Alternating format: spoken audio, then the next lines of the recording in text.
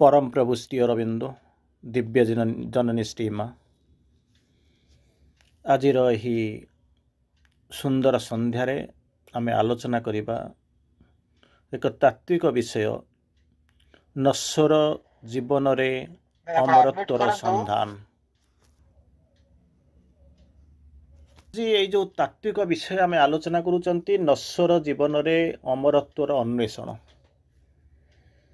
यही कथा शुणी सारा पर आपण मानक भली केते जन जो माने एठी बसिचंती सेमाने याकू अनेक लॉजिकली नहीं जिवे एवं ताकू ग्रहण मध्य करदेवे, किंतु आपण मानक छाड़ी सारा पर आउ केते जन लोक जे ताकू ग्रहण करेंगे ताहा होची एक आम पई एक बड़ प्रश्न, निश्चित भाव में बड़ प्रश्न। कहा जाए जिते बड़ू आमर चेतनार आविर्भाव है, चेतना जिते आम चेतनशील हेलु, आम चेतनाग्रस्त हेलु, चेतना को प्राप्ति कलु, आम भीतर चेतना जिते उद्रेक कला सेतिक बेले आम गोटे जिनस आम धरिलु जातस्य ही ध्रुवं मृत्यु, जन्म हेले मृत्युटा अनिर्वाज्य, मर मंडले देह बही देवता होइले मरई। तेणु आम से धरिनेलु आम कौन ना जिते जन्म होइचु सेते आम मरिबु, शरीर थिले रोगटाए आसे, चालिले आमे पड़ू, हस परे कांद आसीबो, आनंद परे निरानंद आसीबो, असत्य निश्चित भाव में घेरी रहिबो। तेणु यही सब जो जिनस गुड़ाक आम धरिदेलु प्रकृत में आम डाकिलु, सी आसु नथिले, आम तैयारी कलु। तेणु ये जिनस गुड़ाक जिते अस्थायी जिनस आम टाणीचु ताकू आम कनसीयसली हो अनकनसीयसली आउ आम टाणिक रखीचु, केमिति कौन बाहर करदे ना ताकू जदि आम चाहिए जदि विदा करदे से पलैजे तर असुविधा नहीं। ठीक से ही आम आज तार गोटे पार्ट आलोचना करवा अमरत्व।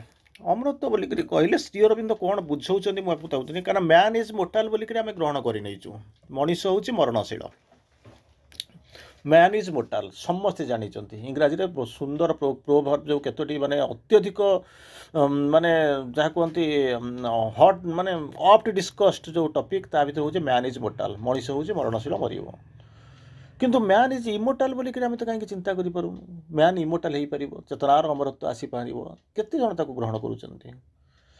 तेणु आम ये देखा श्री अरविंद एक्चुअली जो अमरत्व कथा कहते मुझे तार गोटे दुटा लाइन देवी, तापर आम डिटेल विषय को आलोचना भीतर को जावाक चेष्टा करवा। श्री अरविंद कहले टू बी परपेचुअली रिबॉर्न, भल कि मन रखी गोटे दुटा लाइन भल कि मन रखु।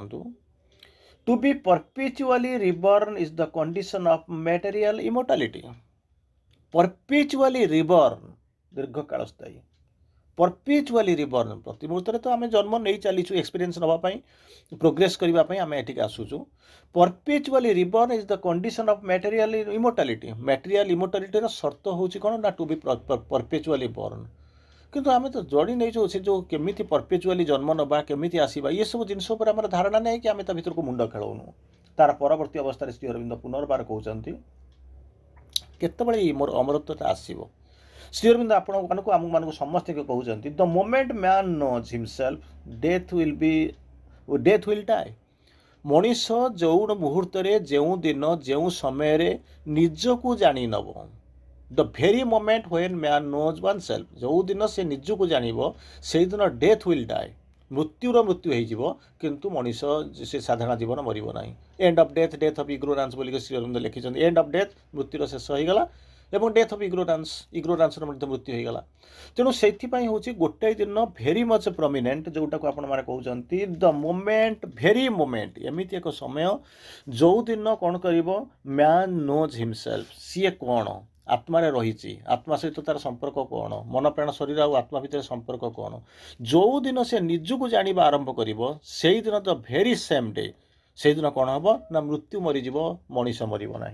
तार परवर्ती अवस्था श्री अरविंद आउ टे कहले कौन कहते death transformed become life that is immortality. कहले इमोर्टालिटी कौन श्री अरविंद आपको बुझाऊँ कहते डेथ ट्रांसफॉर्म्ड बिकम लाइफ, मनुष्यर मृत्युटा जो रूपांतरित हो रूपांतरित कौन हम बिकम लाइफ। तीन टा जिनसर रूपांतर कथा श्री अरविंद कहते गोटाए ता भर हूँ मृत्यु। डेथ ट्रांसफॉर्म्ड बिकम लाइफ, मृत्यु जो रूपांतरित हो कौन हम ना से दिव्य जीवन हो, दैट इज इमोर्टालिटी, दैट इज इमोर्टालिटी।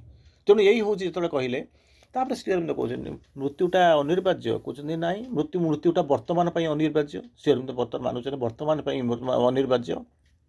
ଆଉ କିଏ ଦେଇଛନ୍ତି ଶ୍ରୀ ଅରବିନ୍ଦ କହୁଛନ୍ତି ଇମୋର୍ଟାଲିଟି ଆସିଓର୍ଡ ଇଟସେଲ୍ଫ ବାଇ ଡେଥ୍। ଆସିଓରାନ୍ସ ଦିଆଯାଉଛି ଇମୋର୍ଟାଲିଟି ଆସିଓର୍ଡ ଇଟସେଲ୍ଫ ବାଇ ଡେଥ୍। ଯେମିତି ଆପଣ ଯାଉଛନ୍ତି ପିଲାକୁ କହୁଛନ୍ତି ସ୍କୁଲକୁ ତୁ ଯା, ସ୍କୁଲରୁ ଆସିକରି ପହଞ୍ଚିଲା ବେଳକୁ ମୁଁ ତୋତେ କ'ଣ କରିବି ନା ତୋର ଗୋଟେ ପୋଷାକ କିଣିଦେବି, ତୋତେ ଭଲ ଖାଇବାକୁ ହୋଟେଲକୁ ଖାଇବାକୁ ନେଇଯିବି। ଯେମିତି ଆସିଓରାନ୍ସ କଲା ପରେ ସେ ସ୍କୁଲକୁ ଯାଉଛି, ଠିକ୍ ସେଇଭଳିଆ ଆମକୁ ମଧ୍ୟ କୁହାଯାଇଛି ଇମୋର୍ଟାଲିଟି ଆସିଓର୍ଡ ଇଟସେଲ୍ଫ ବାଇ ଡେଥ୍। ମୃତ୍ୟୁ ଦ୍ୱାରା ଆପଣଙ୍କୁ ଆସିଓରାନ୍ସ ଦିଆହେଉଛି ଜମା ମୃତ୍ୟୁକୁ ଡରିବା ଦରକାର ନାହିଁ, ଆପଣଙ୍କୁ ଆସିଓରାନ୍ସ ଦିଆହେଉଛି ଯେ ଆପଣଙ୍କୁ ଅମରତ୍ୱ ମିଳିବ। ଆହୁରି ଗୋଟେ ଲାଇନ୍ ଶ୍ରୀ ଅରବିନ୍ଦ କହୁଛନ୍ତି, ଆଉ ଗୋଟେ ଲାଇନ୍ କ'ଣ କହୁଛନ୍ତି, immortal by renewed mortality. Immortal by renewed mortality. ମୋର୍ଟାଲିଟିକୁ ରିନ୍ୟୁ, ଯେମିତି ଡ୍ରାଇଭିଂ ଲାଇସେନ୍ସ ଆପଣଙ୍କର ଯେତେବେଳେ ସରିଯାଉଛି ଆପଣ ଯାଉଛନ୍ତି ତାକୁ ରିନ୍ୟୁ କରିଦେଇକି ପଳେଇ ଆସୁଛନ୍ତି, ଠିକ୍ ସେଇଭଳିଆ ମୋର୍ଟାଲିଟିକୁ ରିନ୍ୟୁ କରିକି ଆପଣ କ'ଣ କରିବେ ନା ଇମୋର୍ଟାଲିଟି ପ୍ରାପ୍ତ ହେବେ ବୋଲି ଶ୍ରୀ ଅରବିନ୍ଦ ଆପଣଙ୍କୁ ଇମୋର୍ଟାଲିଟି କହୁଛନ୍ତି। ତେଣୁ ଏଇ ଜିନିଷ ଜାଣିସାରିଲା ପରେ ଅମରତ୍ୱ କଥା ଚିନ୍ତା କଲା ବେଳକୁ ଯିଏ ନାହିଁ ସିଏ କ'ଣ କରିବ, ମୁହଁକୁ ଦେଖିକରି କ'ଣ କରିବ, ମୋଡ଼ି ଦେଇ ପଳେଇବ, କହିବ ନା ଏଇଟା ସତ୍ୟ ନୁହେଁ, କେବେ ହେଇପାରିବନି। କିନ୍ତୁ ଶ୍ରୀ ଅରବିନ୍ଦ କହୁଛନ୍ତି ନା ସତ୍ୟ, ନିଶ୍ଚିତ ଭାବରେ ହେବ, ଏଥିରେ ସନ୍ଦେହ କରିବାର ନାହିଁ, ନିଶ୍ଚିତ ଭାବରେ ହେବ। ତେଣୁ ବର୍ତ୍ତମାନ ମୁଁ ଆପଣଙ୍କୁ ଗୋଟେ ଜିନିଷ କହୁଛି, ଗୋଟେ ଛୋଟିଆ କଥା କହୁଛି, ତାପରେ ଆମେ ଆଲୋଚନା ଭିତରକୁ ପଳାଇବା। କ'ଣ ହେଲେ, ଜଣେ ରାଜା ବସିକରି ତପସ୍ୟା କଲେ। ନ୍ୟାଚୁରାଲି ରାଜାମାନେ ମଧ୍ୟ ଅନେକ ରାଜା ମଧ୍ୟ ରାଜ୍ୟ ସୁଖ ସବୁ ଛାଡ଼ିକରି ସବୁ ଯାଇକି ତପସ୍ୟା କରିଛନ୍ତି। ଜନକଙ୍କ କଥା ଶୁଣନ୍ତୁ, ବିଶ୍ୱାମିତ୍ରଙ୍କ କଥା ଶୁଣନ୍ତୁ, ମାନେ ଏସବୁ ଅନେକ କାହାଣୀ ଆପଣଙ୍କ ପାଖରେ ଅଛି, ଯେମିତି ସେ ସବୁ ଛାଡ଼ି ଦେଇକରି ମାନେ ଚାଲି ଯାଇଛନ୍ତି। ବୁଦ୍ଧଦେବ ଜୈନ, ମହାବୀର ଜୈନ ୟାଙ୍କ କଥା ସବୁ ଶୁଣିଛନ୍ତି, ଭର୍ତ୍ତୃହରି ୟାଙ୍କ କଥା ବି ଶୁଣିଛନ୍ତି। ସେମାନେ ଛାଡ଼ି ଦେଇକି ଯାଇ ଶାସନ ମାନେ ଗଭୀର ଭାବରେ ସେମାନେ କହନ୍ତି ଧ୍ୟାନସ୍ଥ ହେଇଛନ୍ତି, ୟାକୁ ଜାଣିଛନ୍ତି। ଜଣେ କ'ଣ କଲେ ନା ଧ୍ୟାନସ୍ଥ ହେଲେ, ଧ୍ୟାନସ୍ଥ ହେଇକରି ମଧ୍ୟ ପ୍ରାପ୍ତି ମଧ୍ୟ ହେଲେ। ଭଗବାନ ଆସିକି ମାନିଫେଷ୍ଟ କଲେ, କ'ଣ ଦରକାର ତୋର, କ'ଣ ଦରକାର, କାହିଁ କ'ଣ ମାଗୁଥିଲୁ, ନା ମୋର ଇମୋର୍ଟାଲିଟି ଦରକାର। ଶୁଣନ୍ତୁ ଏଇଠୁ ପାଠ, ଏଇଠୁ ଆମେ ଧୀରେ ଧୀରେ ପ୍ରବେଶ କରିବା। କହିଲେ କ'ଣ ନା ଆମର ଇମୋର୍ଟାଲିଟି ଦରକାର। ସେତେବେଳେ ସିଏ ପଚାରୁଛନ୍ତି ତୁ ଇମୋର୍ଟାଲିଟିକି ଛାଡ଼ିକରି ଆଉ କ'ଣ ମାଗେ। ଇଏ ସେଟା ଭାବିଲେ ବୋଧେ ତାକୁ ଦେଇପାରିବେ ନା, ସେଇଥିପାଇଁ ମୋତେ ଠକୁଛନ୍ତି। କହିଲେ ନାଇଁ ମୋର ଇମୋର୍ଟାଲିଟି ଦରକାର। ସେଠୁ ସେ ଠାକୁର କହିଲେ, ଯେଉଁ ଦେବତା ଆସିଥିଲେ ସେ କହିଲେ ତୁମେ ଚାହିଁଲେ ମୁଁ ତୁମକୁ ଇମୋର୍ଟାଲିଟି ଦେଇପାରିବି, କିନ୍ତୁ ନବା ପୂର୍ବରୁ ତୁମକୁ ମୁଁ ଆଉ 24 ଘଣ୍ଟା ସମୟ ଦେଉଛି, ତୁମେ ଟିକେ ଭାବ, ଭଲକରି ଭାବି ସାରିଲା ପରେ ତୁମେ କ'ଣ କରିବ ନା ଇମୋର୍ଟାଲିଟି ମାଗିବ। ସେଠୁ ଇଏ କହିଲେ ତ ମାଗିଛି, ନାଇଁ ତୁମେ 24 ଘଣ୍ଟା ସମୟ ନିଅ, ସ୍ଥିର ମସ୍ତିଷ୍କରେ ବସିକରି ଘରେ ଭାବ, ତାପରେ ଯଦି ଦରକାର ହେବ ତୁମ ଇମୋର୍ଟାଲିଟି ଦିଆଯିବ। ତାପରେ କହିଲେ ତାପରଦିନ ସକାଳେ ଆସିକରି ଠିକ୍ ଯେତେବେଳେ 24 ଘଣ୍ଟା ପରେ ଭଗବାନ ଆସିକରି ପହଞ୍ଚିଲେ। କହିଲେ କ'ଣ ହେଲା ନା ମୋର ସେଇ ଇମୋର୍ଟାଲିଟି ଦରକାର। ସେ କହିଲେ ଆଚ୍ଛା ଠିକ୍ ଅଛି, ମୁଁ ତୋତେ ଇମୋର୍ଟାଲିଟି ଦେବି, ତୁ ଆ ଗୋଟେ ମୋ ସାଙ୍ଗରେ ବୁଲି ଆସିବୁ। ଗଲେ, ଏକ ଅଜଣା ସୁନ୍ଦର ମୂଲକୁ ନେଇଗଲେ। ସେଠି ଯାଇକି ଦେଖୁଛନ୍ତି ଗୋଟେ ଲୋକ କ'ଣ କରୁଛି, ଠିଆ ହେଇକି କ'ଣ କିଛି କହିବାକୁ ଚାହୁଁଛି, ହାତ ଠାରୁଛି, ଡାକୁଛି, କ'ଣ ଗୋଟେ ଚିତ୍କାର କରୁଛି, କିନ୍ତୁ ତା ସ୍ୱର ଶୁଭୁ ନାହିଁ। ତାପରେ ପୁନର୍ବାର ଗଲେ, ଆଉ ଜଣକ ପାଖକୁ ଗଲେ, ସିଏ ମଧ୍ୟ ସେଇଭଳିଆ କାଦୁଅରେ ଘାଣ୍ଟି ହେଉଛି, ଛଟପଟ ହେଉଛି, କିଛି କହିବାକୁ ଚାହୁଁଛି, କିନ୍ତୁ ତାକୁ ଶୁଣିବା ପାଇଁ କେହି ନାହାନ୍ତି। ୟାକୁ ସବୁ ଦେଖିସାରିଲା ପରେ ସେଇ ଭଗବାନ କ'ଣ କରୁଛନ୍ତି, ସେ ଲୋକକୁ ପଚାରୁଛନ୍ତି, କହୁଛନ୍ତି ଆଚ୍ଛା ବାବା ଦେଖିଲୁ ସେ ଯେଉଁ ଲୋକ ତୋତେ କ'ଣ କହିବାକୁ ଚାହୁଁଛି। କହିଲେ ମୁଁ କିଛି ଶୁଣିପାରୁନି, ଦେଖିପାରୁନି। ନା ତୋତେ କିଛି କହିବାକୁ ଚାହୁଁଛି। କହିଲା ମୋର କହିବା ଶୁଣିବା ସାଙ୍ଗେ ଦରକାର ନାହିଁ, ମୋତେ ଇମୋର୍ଟାଲିଟି ହିଁ ଦିଅ, ମୋର ଇମୋର୍ଟାଲିଟି ଦରକାର। ଏ କଥା କହିସାରିଲା ପରେ ଭଗବାନ ତାକୁ କହୁଛନ୍ତି, ଇଏ ଯିଏକୁ ଦେଖୁଛି ତାକୁ ଚିହ୍ନି ପାରୁଛୁ। କହିଲା ନାଇଁ ମୁଁ ଚିହ୍ନି ପାରୁନି। କହିଲେ ଇଏ ତୋର ହେଉଛି ପୂର୍ବଜ, ତୋର ପୂର୍ବରୁ ଏମାନେ ସବୁ କ'ଣ କରିଥିଲେ, ଆସିଥିଲେ। ତେଣୁ କ'ଣ ହେଇଛି ନା ସେତେବେଳେ କହୁଛନ୍ତି ତାହେଲେ କ'ଣ କରାଯିବ ନା ଯେତେବେଳେ ତୋରି ଭଳି ଏମାନେ ମଧ୍ୟ କ'ଣ କରିଥିଲେ ନା ଆସିଥିଲେ ସେଇ ଅମରତ୍ୱକୁ ପ୍ରାପ୍ତି କରିବା ପାଇଁ, ଅମରତ୍ୱ ପ୍ରାପ୍ତି କରିବା ପାଇଁ ଆସିଥିଲେ। ଯେତେବେଳେ ମୋତେ ତପସ୍ୟା କରିଥିଲେ ମୁଁ ତାଙ୍କୁ ହଁ କହିଦେଲି, କିନ୍ତୁ ହଁ କହିଦେଇ ସାରିଲା ପରେ କ'ଣ ହେଉଛି ନା ସେମାନେ ଆସିକରି ପହଞ୍ଚିଛନ୍ତି, ସେମାନେ ଅମର, କିନ୍ତୁ ତାଙ୍କ ଆଗରେ 5 ଜେନେରେସନ୍ 6 ଜେନେରେସନ୍ 7 ଜେନେରେସନ୍ କ'ଣ କଲେଣି ନା ମରିଗଲେଣି, ତେଣୁ ଚାଲି ଯାଇ ସାରିଲେଣି। ତେଣୁ ସେମାନଙ୍କୁ ମଧ୍ୟ ମୁଁ ସେଇଭଳିଆ ତୁମକୁ ଯେମିତି ମନା କରୁଥିଲି ସେମିତି ତାଙ୍କୁ ମଧ୍ୟ ମୁଁ ମନା କରୁଥିଲି, କିନ୍ତୁ ସିଏ ମାନିଲେ ନାହିଁ। ତାପରେ କ'ଣ କଲେ, ଅମରତ୍ୱ ହେଲେ। ବର୍ତ୍ତମାନ ଦେଖ 3 ଜେନେରେସନ୍ 4 ଜେନେରେସନ୍ ଚାଲି ଯାଇ ସାରିଲେଣି, ସିଏ ବସି ଛଟପଟ ହେଉଛନ୍ତି, ତାଙ୍କ କଥା କିଛି କହିବାକୁ ଚାହୁଁଛନ୍ତି କିନ୍ତୁ ଶୁଣିପାରୁନାହାନ୍ତି। ସେ କ'ଣ କହିବାକୁ ଚାହୁଁଛନ୍ତି, ତୁ ଇଏ ଭୁଲ କରନା। ସିଏ ତ ଭୁଲ କରିକି ଅମର ହେଇକି ଦେଖୁଛନ୍ତି, ଛଟପଟ ହେଉଛନ୍ତି, କାଦୁଅରେ ଗଡ଼ୁଛନ୍ତି, ତୁ ସେ ଭୁଲ ଆଉ କରନା। ତେଣୁ ଏଇ ଜିନିଷ ସେ କହିବାକୁ ଚାହୁଁଛନ୍ତି, କିନ୍ତୁ ତୁ ତାକୁ ଶୁଣିପାରୁନୁ କି ବୁଝିପାରୁନୁ। ଏଇ କଥା କହିସାରିଲା ପରେ ହୁଏତ ଚିନ୍ତା କରିସାରିଥିବେ ଯେ ମୁଁ ମୋର୍ଟାଲିଟି ଭିତରେ ରହିବା ଦରକାର ନା ଇମୋର୍ଟାଲିଟି ଭିତରକୁ ଯିବା ଦରକାର। କାରଣ ଇମୋର୍ଟାଲିଟି ହେଉଛି କ'ଣ, 50 ବର୍ଷରେ ବଞ୍ଚିଥିବା ଲୋକଟା 70 ବର୍ଷ 80 ବର୍ଷ 100 ବର୍ଷ ବଞ୍ଚିବାକୁ ତାକୁ ଇମୋର୍ଟାଲିଟି କୁହାଯାଏ ନା। ଇମୋର୍ଟାଲିଟି ହେଉଛି କ'ଣ ନା ଚେତନାର ଅମରତ୍ୱ। ଆମେ ତା ଭିତରକୁ ଏବେ ଆଲୋଚନା କରିବାକୁ ଯିବା। ମା ଶ୍ରୀ ଅରବିନ୍ଦ କ'ଣ କହୁଛନ୍ତି, ଇଏକୁ କେମିତି କ'ଣ ସମ୍ଭବ। କାରଣ ମୋର୍ଟାଲିଟି ଉପରେ ଆମେ ଅନେକ ଆଲୋଚନା କରିଛନ୍ତି। ସର୍ଟଲି ମୁଁ ବୋଧହୁଏ ଜାନୁଆରୀ 8ରେ ବୋଧହୁଏ ଆପଣଙ୍କୁ ଗୋଟେ ଏଇ ଟପିକ୍ ଉପରେ ମୁଁ ଆଲୋଚନା କରିଥିଲି, ଆପଣ ତାକୁ ଦେଖିଥିବେ। ତେଣୁ ମୁଁ ତାକୁ ଆଉ ରିପିଟ୍ ନ କରିକି ମୁଁ ତାର ପରବର୍ତ୍ତୀ ଅବସ୍ଥାକୁ ଯିବା। ଶ୍ରୀ ଅରବିନ୍ଦ ମା ତାକୁ ଇମୋର୍ଟାଲିଟି ଉପରେ କ'ଣ କହୁଛନ୍ତି, ଅନ୍ୟ ଆଡ଼େ କ'ଣ ଲେଖା ହେଇଛି, ମୁଁ ତାକୁ ସେଇ ଜିନିଷ ଭିତରକୁ ଆମେ ଯିବା। ଆମେ କିଛି ଲୋକଙ୍କୁ ଜାଣୁ, ସେମାନେ ହେଉଛନ୍ତି ଅମର।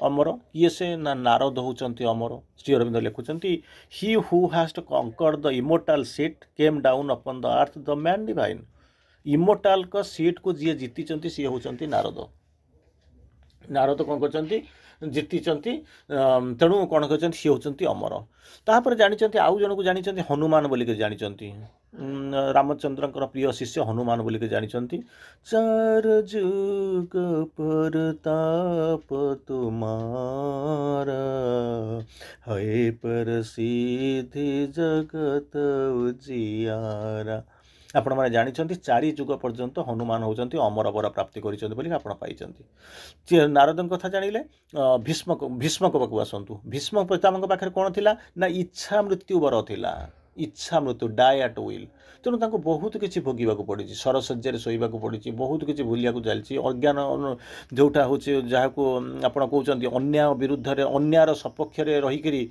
न्याय विरुद्ध से लड़ी सरसज्जा शोचती तेणु ताकू आप देखी तार परवर्ती अवस्था को आसतु अश्वत्थामा कथा आप जानते जे कि एपर्यंत बुलूंट छिन्न अवस्था होकर बुलवा भाया बुलूंट ये जापरूना चिन्ह पारूना अवस्था आप जानते तेणु यही भाया अमरत्वर केते गुड़िए कहानी आपण मानक दि जाऊँगी जोटा कि अंततः पुराण में धार्मिक भाव में पुराण में इतिहास में आपको पाई अमर कथा ताको माँ श्री अरविंद कौन कहते देखुं कौन जो भीष्मंकर अमरत्व कथा कहते हूँ इच्छाहीन कौन हो इच्छाधीन मृत्यु सी जेबे चाहिए से मरवे ताकू आप चाहिए मरीपर ना सी न चाहिला पर्यंत सी कौन करेंगे ना केबे मरवे ना तेणु कौन कले ना अमरत्व को कहले इच्छाधीन मृत्यु मृत्युटा हूँ इच्छा सी जेबे चाहिए जे सी जमी कहते मो सिंहासनटा को मुझे कौन करी ना ठीक भाव में सुरक्षित हे बोलिक भाभी सारा मुझे कौन करी ना ये संसार मो प्राण त्याग करी केते कष्ट कहूँ पड़ा सरसज्जा रही केते कष्ट कहूँ पड़ा तारी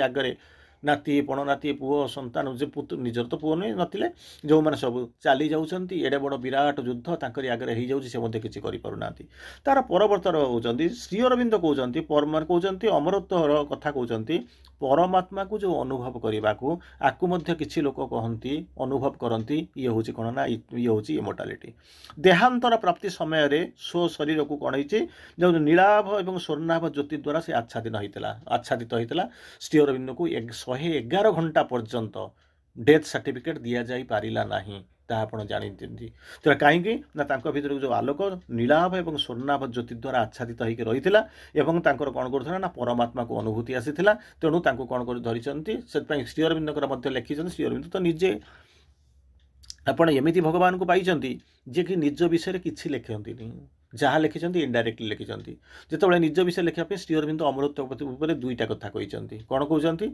इमोर्टाल डैलीज विथ इमोर्टालिटी किए से निजे कहना मु अमर बोलिक किंतु से लिखिं इमोर्टाल डैलीज विथ इमोर्टालिटी सी होती अमर किंतु मृत्यु को हाँ मारी मृत्यु बस छंदी होती डिसेम्बर 5 1950 मसीहा कथा आप जानते माँ मत से कहते आई एम इमोर्टाल इन माय इमोर्टालिटी माँ स्ट्रेट कहते आई एम इमोर्टाल इन माय इमोर्टालिटी मो मरत्व भितर मुझे अमर बोलिक माँ कहते तेणु तांकू कौन करे ना मृत्यु आसीपे ना मृत्यु छुई पारे ना श्री अरविंद निज विषय आउर गोटे जगह कहते अमरत्व कथा कहते बहुत जिन कहते गोटे लाइन 2 लाइन कोट करुँची he is the victim of his own sacrifice जो सी होती स्वयं से निजे होती भगवान अपरा लोक परा प्रकृति एठिक आसी आलोक अंधार भर को आसी सत्यरू मिथ्या भर को आसी अति चेतनारू निश्चेतना भर को आसी आ भर को जो आसती कहती यही जो आसवाटा को कहती डिवाइन सैक्रिफाइस सुप्रीम सैक्रिफाइस बोलिक कहते से सुप्रीम सैक्रिफाइस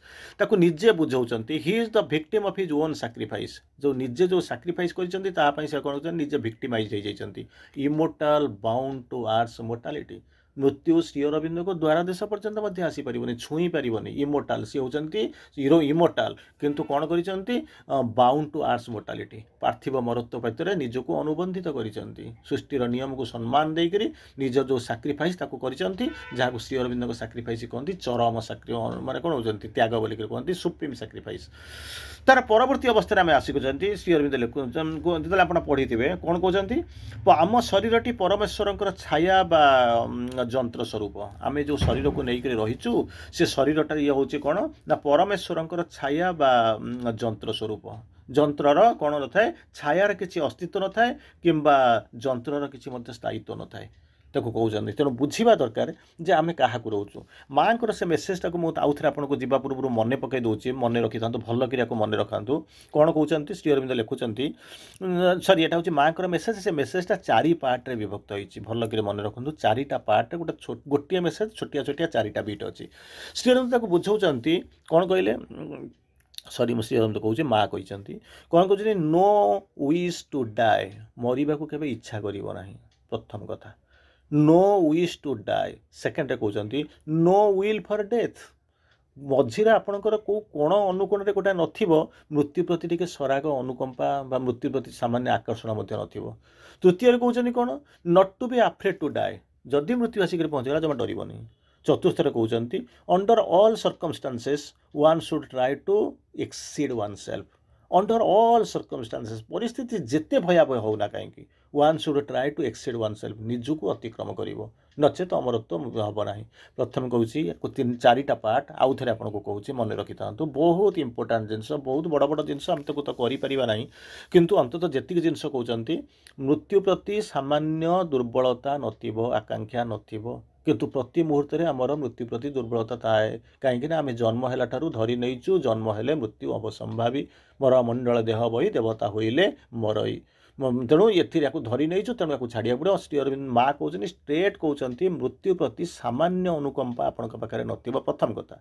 द्वितीय कथा हूँ मरवा चाहू न, द्वितीय हूँ मृत्यु प्रति सामान्य अनुराग नथिबो, आकर्षण नथिबो, जमा देहर कौन टिश्यू सेल भितर कोण अनुकोण में मरवा कथा चिंता करबनी, भावनी कि मृत्यु आसवा कथा नुहे, हूँ सेकेंड कथा। थर्ड कथाटा हूँ कौन, थर्ड कहूँ कौन, जदि मृत्यु आसिक पहुँचीगला, जदि मृत्यु आसिक कबाट ठक ठक कला जमा डरब ना, जमा डरब ना। चतुर्थ कला हूँ कौन, अंडर ऑल सर्कमस्टांसेस, परिस्थिति जिते भयंकर होना कहीं भल हो बा खरा हो, try to exceed oneself. गोटा 3टा एग्जाम्पल दूसरी आप जानवे, एग्जाम्पल लेके बुझे। मन करंतु गोटे काठुरिया, एग्जाम्पल देइथिली ये माने काठुरिया एग्जाम्पल दिए माने केतल केमती दिए आप शुणिथिबे, जदि शुणिथिबे गोटे काठुरिया थिला, ता जीवन सारा काठ काटिक बिक्री कला, काठ काटे बिक्री करे, तो पेट पोसेनी, अलमोस्ट ता पेट पोसेनी, गरीब होकर रही थाए से भाया संसार, निजक बसिक धिक्कार करे। गोटाए दिन कौन काठ काटापी जंगलर भितर को प्रवेश कर पूरा अनेक भितर को चली जाइए, जो अनेक भितर को चली जाए से चली जाइए, तारी भितर काटू काटू काटू काटू गुड़ाए काठ काटी देइछे, बहुत गुड़ा काठ काटी देइछे, काटी दे सारा पर गुड़ेला, जंगल भितर किए अच्छी मुंड को दब। यही समय कौन कर रागिक एक तो चिड़ी जीवन जीवन विपर्यस्त जीवन उपर तार सब मैंने प्रत्येक मुहूर्त में ममता न था, घृणा भाव अच्छी, निजे निजुक भी भल पाई पार, दुनिया कौन भल पाइब, निज प्रति तार अनेक वितृष्णा अच्छी। यही वितृष्णा और वितस्पृह मनीषटा कौन करुच्ची, रागिक कहूँ जम आसी मत नहीं जाता कि भावतु कौन कौच जीवन सारा तो किसी करें, जुआड़े देखला से दारिद्र्य, से जंत्रणा, से रोग, से वार्धक्य, तार भर बस छटपट हो कह जम आसिक मत नहीं जाते कि। यही समय कौन कर जमदेव आसिक मानिफेस्ट कर आगे ठिया गले, जमी ठिया होगले, ये देखी ये जान ना कहीदे जमदेव आसिक पहुँचीगले, पहुँचीगला देखिए छानिया होगला कौन कर कि बुझीपारूनी। जमदेव पचार कि कौन पाई तू डाकिलु मत, मु तो मो बाटर थी, तू तो तो बाटर थी, मत कहीं डाकिलु, तोर तो समय है तू कहीं मत डाकिलु, मुझे पहुँचली। ये तो जानी ना एमती कहीदे सतु सत जम आसिक कौन करेंगे मानिफेस्ट कर बोलिक। बर्तमान भाभी भाविक मुंड गोटा बुद्धि आसला, से जमदेव कहूँ आज्ञा ये काठ गोछाटा काटी पकई, ये काठ गोछाटा बहुत ओजनिया काठ गोछा, दया करी काठ गोछाटा मो मुंड को टे उठेदेव कि, चिंता कर देखूँ। जमदेव हसिले, मुंड को उठेदे हसिले, कहले आउ एमती भूल करू ना, तू तो बाटर थिलु मु मो बाटर थी, तोर समय जो होता चित्रगुप्त पांजी अनुसार मुझे ते नहीं जाता, ये हूँ धार्मिक भावना, श्री अरविंद सहित संपर्क ना। तू मत से मुझे दे था, तू मत बिना समय समय यथेष्ट आगु तो घर को रास्ता कहीं मत देखईदेलु, तो मरबार समय है ना, अनेक समय तोर बचार अच्छी, तो घर को मत बाट देखा द्वारा कारण कौन होमती भूल आउ करूँ ना, कारण आम यहाँ गप मध्यम कहूँ कि यही जिनसा आम समस्त करूँ।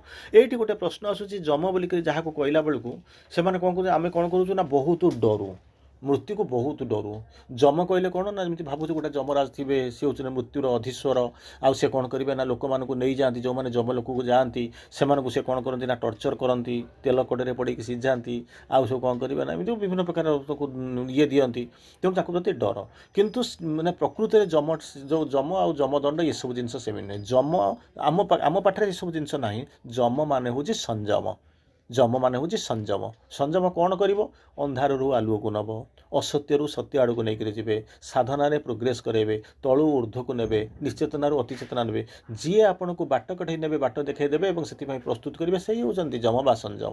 କିନ୍ତୁ ଆମେ ତାଙ୍କୁ ଯମକୁ ଅଲଗା ପ୍ରକାର ଦେଖୁଛୁ, ତେଲ କୋଟରେ ନେଇ ପଡ଼ୁଥିବେ, କେଉଁଠି ଘାଣ୍ଟଣି କରୁଥିବେ, କେଉଁଠି ମାନେ କ'ଣ ହେଉଛି ତେଣ୍ଟାରେ ବୁସୁଥିବେ, କ'ଣ ସବୁ ଗୋଟେ ମଇଁଷି ଉପରେ ଚମ ଦୌଡ଼ି ଧରିକିରି ଉଠିକି ଆସୁଥିବେ। ଇଏ ସବୁ ହେଉଛି ଧାର୍ମିକ ଭାବନା, କେବଳ ଆପଣମାନଙ୍କୁ ଡରାଇବା ପାଇଁ ତାହା ତିଆରି ହେଇଛି, ନହେଲେ ତା ସହିତ ଆର କିଛି ସମ୍ପର୍କ ହିଁ ନାହିଁ। ତେଣୁ ତାର ପରବର୍ତ୍ତୀ ଅବସ୍ଥାରେ ଆସିଲା, ତାର ପରବର୍ତ୍ତୀ ଅବସ୍ଥାରେ ଆସୁଛି କ'ଣ କହୁଛନ୍ତି? ତେଣୁ ଏଠି ଯେତେବେଳେ ଆସୁଛି ଶ୍ରୀ ଅରବିନ୍ଦ କହୁଛନ୍ତି କ'ଣ କହୁଛନ୍ତି? ଏ ଯେଉଁ ଛାୟା ଆଉ କ'ଣ କରୁଛନ୍ତି, ଅନ୍ଧାର ଛାୟାର ଗୋଟେ ରୂପ ଦେଉଛନ୍ତି, ଛାୟା ଆଉ ଯନ୍ତ୍ର। କ'ଣ କହିଲେ? ଆମ ଶରୀରଟି ହେଉଛି ପରମେଶ୍ୱରଙ୍କର ଛାୟା ଏବଂ ଯନ୍ତ୍ର ସ୍ୱରୂପ। ଇଏ ଯେଉଁ ଶରୀର, ଏ ଶରୀର ହିଁ ମରେ, ଆଉ କିଛି କେହି ମରନ୍ତି ନାହିଁ। କାରଣ ଆମେ ଯେହେତୁ ମନ, ପ୍ରାଣ, ଶରୀର ଏବଂ ଚୈତନ୍ୟସତ୍ତା ଅଛି, ଆ ଭିତରେ ପ୍ରକୃତରେ ଯଦି କେହି ଜଣେ ମରେ, ଯିଏ ମରେ ସିଏ ହେଉଛି ଶରୀରଟା, ପଞ୍ଚଭୂତରେ ଲୀନ ହୋଇଯାଏ। କିନ୍ତୁ ଆଉ ସବୁ ଯାକ କହୁଛି ମାଇଣ୍ଡ ଆଉ ଲାଇଫ୍, ଇଏ ଯେଉଁ ଦୁଇଟା ବଦଳିକିରି ଆସନ୍ତି, ନୂଆ ସିଗ୍ନିଫିକାନ୍ସ ନେଇକି ଜନ୍ମ ହେଇନ୍ତି। Spirit to the spirit was the same, ଆତ୍ମା ସମାନ ରହିଥାଏ, କିନ୍ତୁ ମନ ପ୍ରାଣ ବଦଳିକିରି ଆସିଥାନ୍ତି, ସିଏ ବି ମଧ୍ୟ ସମାନ ସିଗ୍ନିଫିକାନ୍ସ, ନୂଆ ସିଗ୍ନିଫିକାନ୍ସ ନେଇକି ଯାଇଛନ୍ତି। କେବଳ ଯଦି ବଦଳେ, ଇଏ ଶରୀରଟା ବଦଳେ। ତେଣୁ କିଛି ବ୍ୟସ୍ତ ହେବା ଦରକାର ନାହିଁ। ତେଣୁ ଏଇ ଯେଉଁ ଶରୀର କଥା କହୁଛନ୍ତି ଶ୍ରୀ ଅରବିନ୍ଦ କହୁଛନ୍ତି, କ'ଣ କହୁଛନ୍ତି ନା ଆମ ଶରୀରଟି ହେଉଛି ପରମେଶ୍ୱରଙ୍କ ଛାୟା ବା ଯନ୍ତ୍ର ସ୍ୱରୂପ। ତାକୁ କହୁଛନ୍ତି ଛାୟାର କୌଣସି ଅସ୍ତିତ୍ୱ ନାହିଁ କି ଯନ୍ତ୍ରର କିଛି ସ୍ଥାୟିତ୍ୱ ନାହିଁ। ତେଣୁ ତାକୁ ନେଇକରି ଏତେ ଓରିଡ୍ ହେବାର କ'ଣ ଅଛି? ତାପରେ କହୁଛନ୍ତି ଅହଂ, ତା ପର ଡେଫିନେସନ୍ ଆସୁଛି, ଅହଂ ପରିଚାଳିତ ରକ୍ତ ମାଂସ ଶରୀରର ଅସ୍ତିତ୍ୱ ହିଁ ଚେତନା, କନସିୟସନେସ୍ ବୋଲିକି ଯାହା କହୁଛନ୍ତି।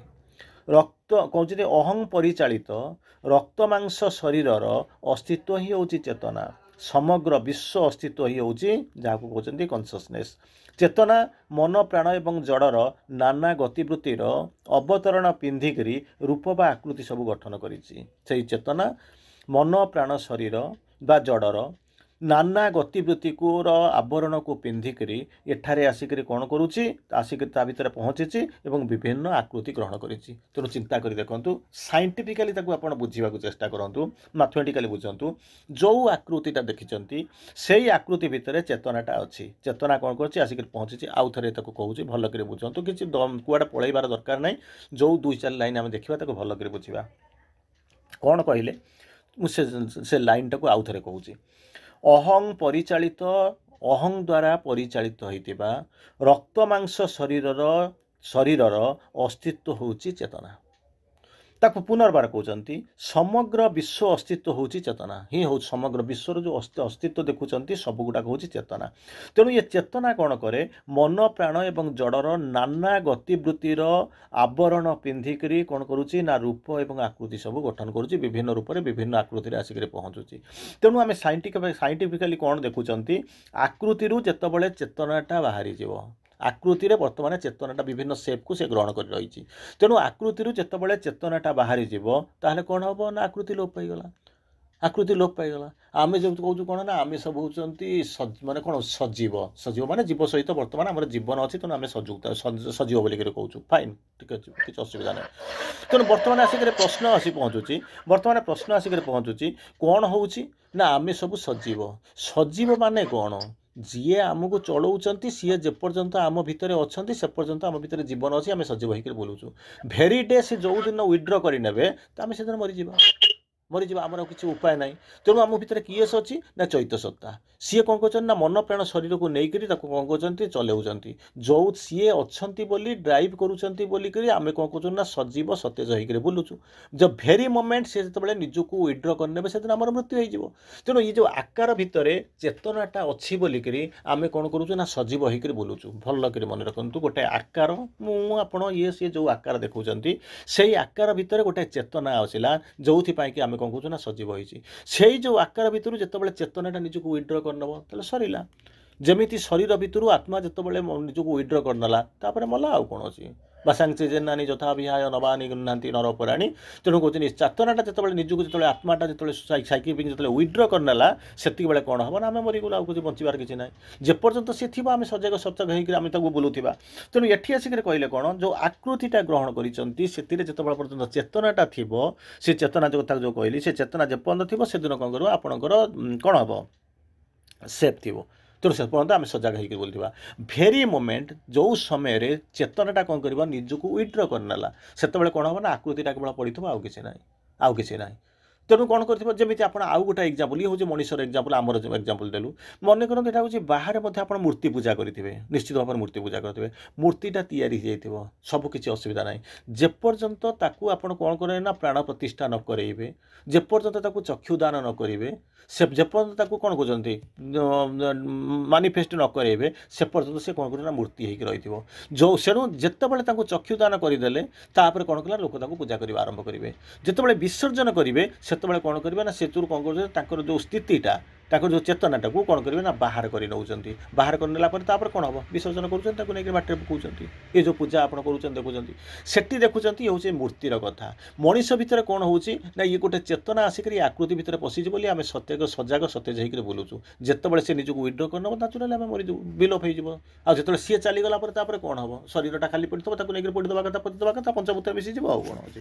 ତେଣୁ ଏଇ ଯେଉଁ ଜିନିଷ ହେଉଛି ଅସ୍ତିତ୍ୱରୁ ଚେତନା ଚାଲିଗଲା ପରେ ବିଲୋପ, ରୂପର କ'ଣ କହୁଛି ନା ବିଲୋପ ହେଇଯିବ।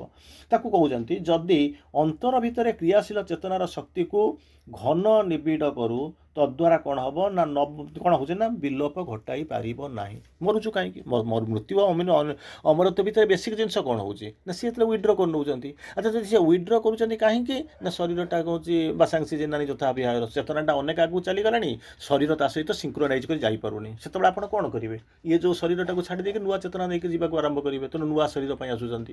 ତେଣୁ ବର୍ତ୍ତମାନ କହିଲେ କ'ଣ ନା ଇଏ ଯେଉଁ ଶରୀର, ଏବେ ତାଙ୍କ ଫିଜିକାଲ୍ ଇମୋର୍ଟାଲିଟି କଥା କହୁଛନ୍ତି, ସେତେବେଳେ କ'ଣ ହେବ ନା ଅନ୍ତର ଭିତରେ କ୍ରିୟାଶୀଳ ଯେଉଁ ଚେତନାର ଶକ୍ତିକୁ ଯେଉଁ ଘନ ନିବିଡ଼ ଯଦି ଆମେ କରିପାରିବା, ଯଦି ସେଟା ୱିଡ୍ର କରି ନେଇଯାଉଛି, ବାହାରି ଯାଉଛି, ତାକୁ ଯଦି ଆମେ ଘନ ନିବିଡ଼ କରିଦେବା, ତାହେଲେ ସେଇ ଶକ୍ତି କ'ଣ କରିବ ନା ଆଉ ବିଲୋପ ଘଟିବନି। ଚେତନାଟା ଥିଲେ ହେବ ନା, ଆତ୍ମା ଯେପର୍ଯ୍ୟନ୍ତ ଥିବେ ସେତେବେଳେ ମୃତ୍ୟୁ ତ ହେଇପାରିବନି, ମୃତ୍ୟୁ ତ ହେଇପାରିବ, ସେ ତ ଚାଲିବେ, କିଛି ଅସୁବିଧା ହେବନି। କିନ୍ତୁ ଯେତେବେଳେ ସେ ୱିଡ୍ର କରିନେବେ, କେମିତି ୱିଡ୍ର ନ କରିପାରିବେ, ଯଦି ଫିଜିକାଲ୍ ଇମୋର୍ଟାଲିଟି କଥା କହୁଛନ୍ତି, ତାହେଲେ ସେ କେମିତି ୱିଡ୍ର ନ କରିବେ ସେଇଥିପାଇଁ ଚେଷ୍ଟା କରିବା।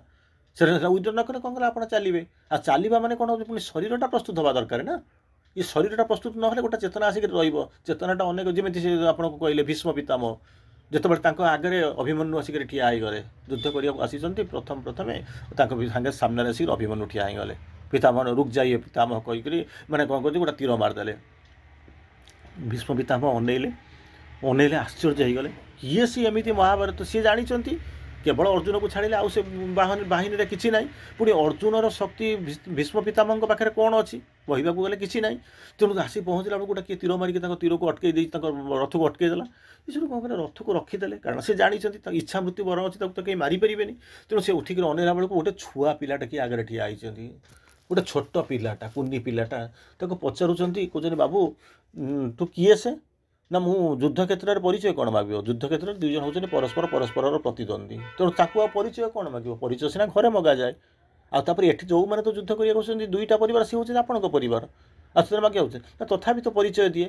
କାହିଁକିନା ତୋ ଭଳି ଗୋଟେ ମାନେ ବାଳୁତ ପିଲା, 14 ବର୍ଷର ପିଲା, ଯିଏକି ଭୀଷ୍ମ ପିତାମହଙ୍କ ରଥକୁ ଯିଏ ଅଟକେଇ ଦେଇପାରେ, ଚୁନୌତି ଦେଇପାରେ, ତେଣୁ ସେ ତ ସାଧାରଣ ପିଲା ନ ହେଇଥିବ, ତ ପରିଚୟ ଦିଏ। ସେ ପରିଚୟ ଦେଲେ, ପରିଚୟ ଦେଇସାରିଲା ପରେ ସେତିକିବେଳେ ଭୀଷ୍ମ ପିତାମହ କ'ଣ କରୁଛନ୍ତି, ସୁଭଦ୍ରା ନନ୍ଦନ ଅର୍ଜୁନ ସନ୍ତାନ, ଅର୍ଜୁନ ତନୟ ସୁଭଦ୍ରା ନନ୍ଦନ, ମୁଁ ହେଉଛି ଅଭିମନ୍ୟୁ, 14 ବର୍ଷର ବାଳକ।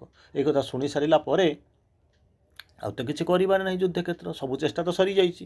ସେ ଧନୁକୁ ଥୋଇ ଦେଇକରି କହୁଛନ୍ତି, ଯେଉଁ ବୟସରେ ତତେ ମୁଁ କୋଳରେ ଧରିକରି ଝୁଲଣ କରିକରି ବୁଲାଉଥାନ୍ତି, ତାକୁ ମୁଁ ଘରେ ତ ତା'ର ମୁହଁ ଦେଖିପାରିଲିନି, ବିଶାଳ ମହାଭାରତ ଯୁଦ୍ଧରେ, ଭୀଷଣ ଯୁଦ୍ଧରେ, ଯୁଦ୍ଧ କ୍ଷେତ୍ରରେ ମୁଁ ତା ସହିତ ଲଢ଼ିବାକୁ ଯାଉଛି, ସେ ମୋର ଅପୋନେଣ୍ଟ ହେଇକି ଠିଆ ହେଇଛି, ଯାହାକୁ ମୁଁ କୋଳରେ ଧରିକି ଝୁଲଣ କରିକି ଝୁଲେଇବା କଥା। କେତେ ଟ୍ରାଜିକ୍, ଚିନ୍ତା କରନ୍ତୁ, କେତେ ଭାବନ୍ତୁ। ତଥାପି ସେ କହୁଛି, ବୀର ମୁଁ ତୋତେ ସମ୍ମାନ ଦେଉଛି, ତୁ ହେଉଛୁ ବୀରପୁତ୍ର, ବୀରପୁତ୍ର, ମା ବାପକୁ ତୋର ମୁଁ ସମ୍ମାନ ଦେଉଛି, ତୁ ତେଣୁ ମୁଁ କିଛି ମାନିବାର ନାହିଁ, କିନ୍ତୁ ମୋତେ ବାଟ ଛାଡ଼ିଦିଏ ନା। ମୁଁ ବାଟ ଛାଡ଼ିବି ନାହିଁ, କାହିଁକି ନା ଯୁଦ୍ଧ କ୍ଷେତ୍ରକୁ ଆସିଛି କ'ଣ ବାଟ ଛାଡ଼ିବା ପାଇଁ? ସିଏ ମୋର ବନ୍ଧୁ, ସିଏ ମୋର ଶତ୍ରୁ, ସିଏ ମୋର ଶତ୍ରୁ ବୋଲିକି ମାରିବି, ଇଏ ମୋର ବନ୍ଧୁ ବୋଲିକି ମୁଁ ଛାଡ଼ିଦେବି। ତୁମେ ତ ମୋର ଅପୋନେଣ୍ଟ, ଯଦି ମୋର ସାଙ୍ଗରେ ଥାଆନ୍ତ ତାହେଲେ ଯାହା ହେଇଥାନ୍ତା, ମୋର ବର୍ତ୍ତମାନ ଅପୋନେଣ୍ଟ ଅଛି, ମୁଁ ଛାଡ଼ିବି ନାହିଁ। ବର୍ତ୍ତମାନ ଭୀଷ୍ମ ପିତାମହ ଯେଉଁ ଅମରତ୍ୱର ଯେଉଁ ଡିମେରିଟ୍, ବ୍ଲାକ୍ ସାଇଡ୍ ବୋଲିକି ଯାହାକୁ କହୁଛନ୍ତି, ଭୀଷ୍ମ ପିତାମହ ବନ୍ଧୁକ ତୀର ଚଲେଇ ପାରୁନାହାନ୍ତି, କିମ୍ବା ତାକୁ ସେଥିରୁ ମଧ୍ୟ ମୁକ୍ତି ବି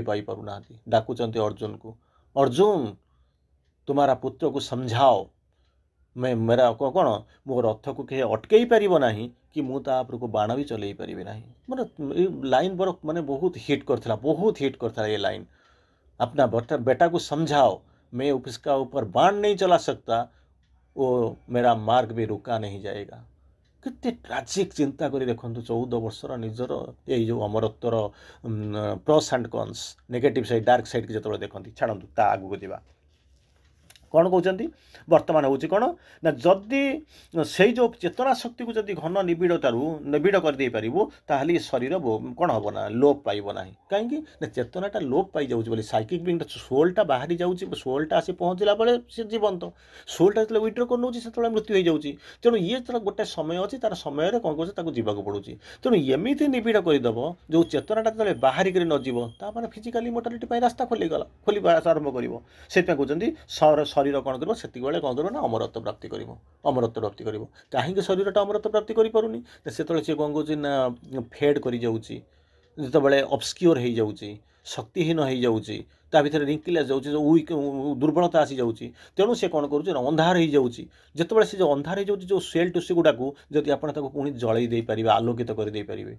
जोटा वीक हो जाऊँगी स्ट्रेंथेन करदे पारे जितेबाला निबिड़ता कमी जाऊँगी निबिड़ करदे पारे तेल मर कहीं भावुना मरब केमी चेष्टा जजाति कहानी आप शुणी थे से जानी जजाति जानी कौन कले माने मरवा समय आसिक पहुँचला वार्धक्य आसला से मरवा चाहूना कारण गोटा सेंसस प्लेजर सेन्सुआल प्लेजर बोलिक जहाँ कहते ये जो सेक्स फैक्स याडू साड़ू तारी भर सब तार बस से मत रोते तेणु जो मरवा समय आसला शरीरटा जो वीक है तेणु से कौन कले ना मरवा चाहिए ना कि मरबे ना केमी शरीर तो वीक होगा तो किसी करें यही समय कौन कले से जो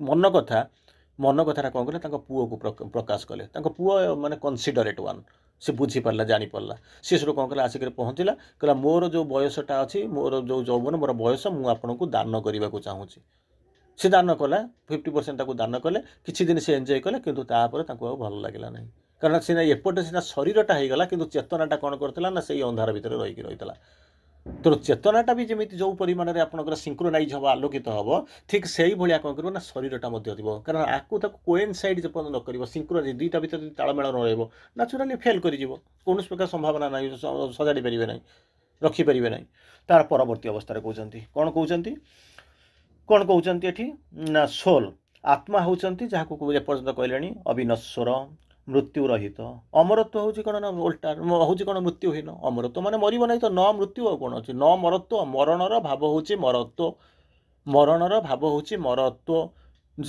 जोटा मरण नुहे जोटा मरत्व नुहे से हूँ अमरत्व ता मान हूँ कौन मृत्युहीन आदि ना अंत ना जन्म मृत्यु ना जन्म मृत्यु रहित आत्मा सह शरीर सत्तार जो कौन हो एकात्मकता हूँ अमरत्व। एत सुंदर डेफिनेशन आप पाइबे इतनी सुंदर डेफिनेशन श्री अरविंद लिखुंट आप कल्पना करें ना कौन कहते आत्माटा प्रकृति में कौन ताको न बुझेले मुझे कौन करेंगे आत्माटा हूँ अविनश्वर आत्मा हूँ मृत्यु रहित तार मृत्यु ना अजर अमर अजेय ताकू किसी करें ना जहाँ पवन उड़े नहीं पारनी पानी ताकू भसई दे पार ना निआं ताकू जलई पार ना मृत्यु आत्मा कथा आपण मैंने जानते कहते कौन ताल अमरत्वटा कौन मृत्यु हूँ कौन आत्माटा तले विड्र कर नौ तो मृत्यु हूँ तेणु अमरत्व कथा हूँ मृत्युहीन स्ट्रेट जिनस मृत्यु थिले जहाँ हूँ जब मृत्युहीन हो सी अमरत्व हो जोटा को कहते आदि ना अंत ना जन्म मृत्यु ना जन्म मृत्यु रहित रहित माने जन्म मृत्यु छुई पार ना आत्मा सह शरीर जदि यही प्रकार जदि सत्तार जदि निबिड़ता आसीगला जदि एकात्मकता आसीगला ताहले ताको कहबाक पड़ो अमरत्व शरीर सतेज थी आत्मा बोधे छाड़िक जाऊन से निबिड़ता हम से एनलाइटेंड हम जदि ताहले कौन हम ना अमरत्व प्राप्ति हम नचेत कहे ना 50 वर्ष लोक मो तो शरीरटा तैयारी 50 वर्ष बचापी 200 वर्ष बचार संभावना कौन अच्छी मन करूँ आप बर्तमान कहे ये जो गाड़ी गुड़ाक आम जो ट्रेन गुड़ाक चलुची तादे कौन करेंगे ना आणिक आपंकर जो मेसीन ना कौटा बुलेट ट्रेन इंजिन आणिक लगेदेवे गाड़ी चली पार कि कहीं असुविधा कौन अच्छी से तो ट्राकटा करदेव ट्राक ये ट्राक कौटी हम ये ट्राकटा अच्छी 40 किलोमीटर 50 किलोमीटर अति बेसी 70-80 किलोमीटर गाड़ी स्पीड रे गाड़ी जापर अति बेसी मैक्सिमम तो बुलेट ट्रेन 300 350 किलोमीटर बेगर जीव कौटी ट्राक ताको संभाल। द्वितीय कथा ये जो बगी गुड़ाक जो तैयारी होती ये बगी गुड़ा तैयारी 40 किलोमीटर 50 किलोमीटर 50 स्पीड रे जीव ताल ये बगी गुड़ा माने साथ दब किंतु जो 350 किलोमीटर बेगर जीव मैग्नेटिक ट्राक उपर जो चलो बुलेट ट्रेन ये शरीर ये जो तैयारी 40 किलोमीटर ये रही तो सब उड़ी आड़िक से जो झरका फरका सब जाक उड़ी आड़िक पलि तेणु पारिबा ना से कौन करवा ना ये जो शरीर तैयारी 50 वर्ष ये शरीर तैयारी जो आप कहते 200 वर्ष पर्यटन चल से केमी हम तेणु से अनुपात प्रस्तुत करा पड़ो से अनुपात मानिफेस्ट करा पड़ो से अनुपात प्रस्तुत करके कौन कर कौन कर अमरत्वर बाट फिटेवा चेष्टा कर कहते तार पर्व इमोर्टालिटी कौन से ही चेतना इमोर्टालिटी जो प्रथम आपको कहते चेतना चेतना चेतना चेतना बारंबार मुझे कहूँ तेणु ये कहते जो अमरत्व कथा कहते अमरत्व हूँ से ही चेतना जहाँ जन्म मृत्युर ऊर्ध्वे जन्म मृत्युर ऊर्ध्वे जो दिन आपण भावे मु मरबी ना से दिन अमर हवा आरंभ करेंगे जो दिन कहे मु पढ़ी ना से दिन उठा आरंभ करेंगे जो दिन कहे मु शोबी ना से दिन जागृति आसवा आरंभ कर जो दिन कहे मु कांदी ना से दिन हसवा आरंभ करेंगे जो दिन कहे मोर निरानंद ना से दिन आनंद हवा आरंभ करेंगे द भेरी डेट जो दिन ना चलो नहीं ये जो चेतना कथा कहते अमरत्व कथा कहते एमती यही जो चेतना द्वारा से ही चेतना द्वारा जन्म मृत्यु ये हूँ ऊर्ध्वे ये जन्म मृत्युर ऊपर रही आसी पहुँचब तार पर हूँ कौन होती बंधन जो बंधन अच्छी तार ऊर्ध्वे संकीर्णतार ऊर्ध्वे मुक्त आनंदमय एवं सचेतन सत्ता मध्य ये रोचन स्वयं कौन होती स्वयं माने सत् परमेश्वरंकर परम प्रभुंकर सच्चिदानंदर चेतना जाकर कम करूँ तेणु या अमरत्व कहले ये सब सबू जाकर ऊर्ध्वे से कहले ना प्रथम से जो मेसेजटा आपको कही under all circumstances one should try to exceed oneself परिस्थिति जहाँ भी होना कहीं चेष्टा कर कौन करने अतिक्रम करने परिस्थिति आपड़ कहे आसिक पहुँचला एमती है सेमती है समस्त ना आपण समस्ते मरुंच आ समस्ते जब मरुंच आम अमरत्व कथा कहीं चिंता करवा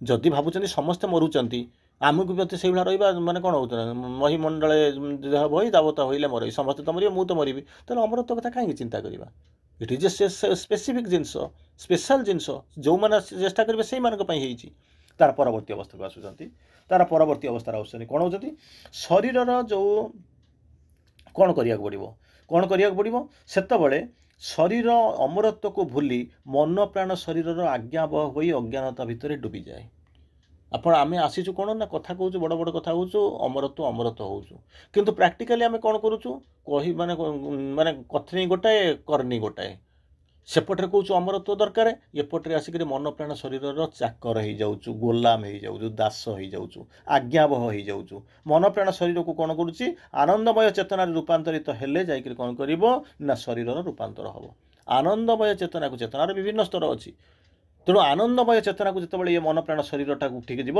से कौन हम ना रूपांतर हम अखंड ब्रह्मचर्य बोलिक जहाँ कहते अखंड ब्रह्मचर्य ब्रह्म को आचरण करवा से उज ये सी जहाँ आप शिखी टे जानते अखंड ब्रह्मचर्य पालन करवा तेणु ताकू नेले कौन हम ना शरीर क्षयटा कमिज आपण कहे जो जिनस विवेकानंद मन करूँ थे विवेकानंद छाड़ी चलीगले अरे विवेकानंद छाड़ी गले कौन करने आम से अखंड ब्रह्मचर्य से आलोचना करूँ कि सी चेतना आसिक पहुँची थे आलुओ देखा आरंभ कले जिते से चाहिए मो जो आसती सरीगला से कौन कले से विड्र कले कि आमर प्रकृति अलग आमर प्रकृति संपूर्ण भाव में अलग मुझे जड़े लोक को जानी सी 60 वर्ष देह खराब अच्छी जहाँ हो सी कहती निज भाषा कहती मोर जो देह खराब अच्छी मोर जो रोग होती मैक्सिमम मो जगह अन्य जी होते 25 ରୁ 30 वर्ष बंची था सी बर्तमान 60 टपिले ये बर्तमान कोमारे अच्छा किंतु तथापि मध्य जो आशा आशंका जो अच्छी लोभ मोह बाहर ना मो देह पे खराब व्हील चेयर सब जिन जो अच्छी से सिस्टम अच्छी किंतु मरवाई राजी नुहति अवश्य कोमार अच्छी मुझे जानी कौन है अवस्था है कहीपरि किंतु सी कौन कहते छाड़ी के जावाक चाहूनी कि आमको कौन हो आमर कौन हो भगवान आमको कौन कहते तो डाकुचु आम भगवान को भगवान तो इच्छा पूर्ण हो मो इच्छा नुह भगवान ताको इच्छा परिपूर्ति कला बेलू आम कहे आगे मो जहाँ कहे सांसन कर तापर कौन करवा सेपट को जीवा न जीवा चिंता करवा तो भगवान करेंगे कौन भगवान खातिर कौन अच्छी तार परवर्ती अवस्था कहते कौन होती जहाँ को कहते सच्चिदानंद कन्सियसनेस जो करुँच केते जन लोक जो मृत्यु अमरत्व कथा कहते गोटे होती नचिकेता नचिकेता कथा आप जानते जाइए कहले ना गाई बापा सब दौरान दान तो करुँच बुढ़ा गाई गुड़ा कौन दान करुच ना मत क्या दौच कौन ना ते रागिक कौन ते जमू को देदेली कहले तुमको देदेली जब कहीदेला मानने तलाक तलाक तलाक कही सारा जो अवस्था हुए कहले ठीक है जब देदेलु तो मुझे जम कौटी जाकर पहुँची मृत्युर रहस्य भेद कले जो कहुए कहवा बाहुल्य माने नचिकेता जमक द्वार में जाई तपस्या करी गोटे गोटे ठिया होई कौन कले ये करे